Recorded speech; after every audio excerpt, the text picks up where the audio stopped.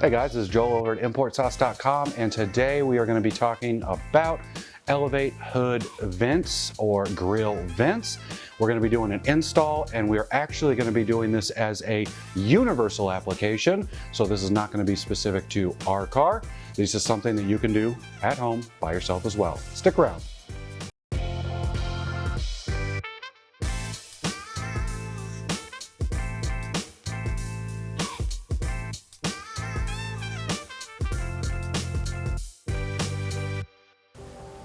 Okay, so maybe about a year ago or so, we were just kind of doing some research and we were looking into engine compartment cooling. Obviously, hood scoops and vents are the first thing that are going to come to mind in that situation. We go to eBay, we look around, there's a lot of universal applications, but most of it is just, it's garbage. It's not something that you want to put on your vehicle because it's either A, cheaply made, or B, it doesn't look quite right. And the last thing you want to do on your import is put something on there that looks like you got it down at AutoZone.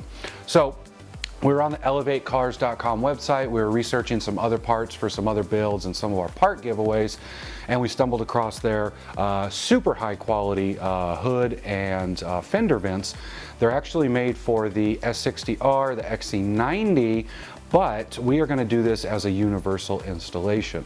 We thought, well, the body lines of a lot of the Volvos in that generation, the 2000s and so, had the same fender and hood lines, and we figured, well, with the S40 grill, we can probably make it work.